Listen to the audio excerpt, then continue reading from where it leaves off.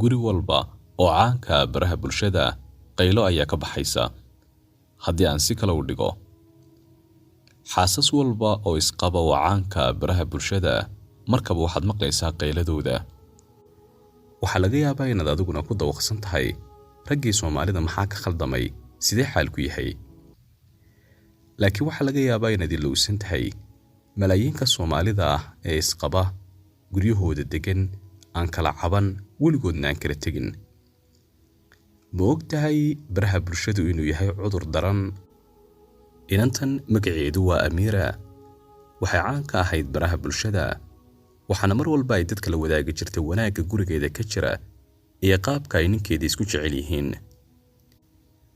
waayo mar keliya waxay haddana dadka la wadaagtay sheekadii sheeko ka duwan, waxaana ay dadka u sheegtay in ninkii ay jeclayd ee ay aaminsanayd uu maanta si yaroo sahla uga tegay ama uu gabadh kale u guursaday. haddaba dhibaatooyinka dhex yaalla baraha bulshada, haddii aad caan ka dhigtid qoyskaaga ama gurigaaga, maxaa kaaga soo noqon karaa?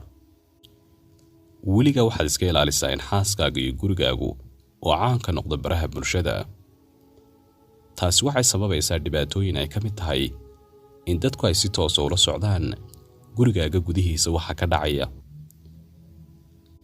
waxaa laga yaabaa marka ay guriga hagaajinayso xaasku inay soo bandhigto ay baraha bulshada la wadaagto.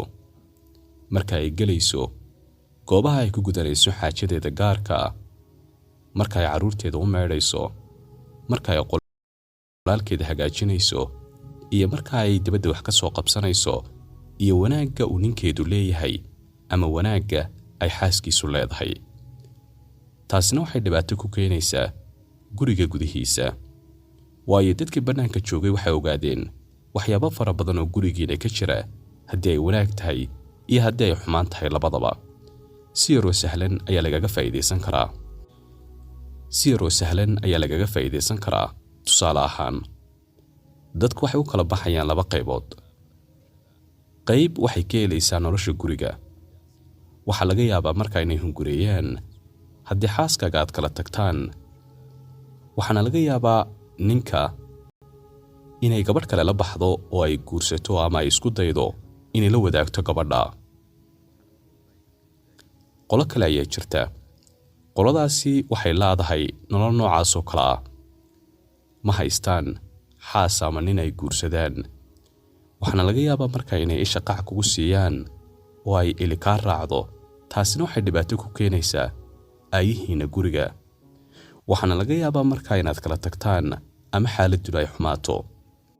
haddaba waxaa laga yaabaa in xaaskaaga ama ninkaaga aad maanka ku haysay inaad keentid baraha bulshada oo aad dadka la wadaagtid. iska jooji maanta. gurigaaga ha keenin baraha bulshada. dhibaatooyinka tirada badan ee ka soo baxaya ama ka soo noqonaya qiimee dadkii kaa horeeyey ee baraha bulshada keenay xaasaskooda ama raggooda. gurigaaga ka ilaali inay dadka aad la wadaagtid, kana dheeree mar walba inay noloshaada gaarka ay dadku ku milmaan oo ay ka daawadaan baraha bulshada.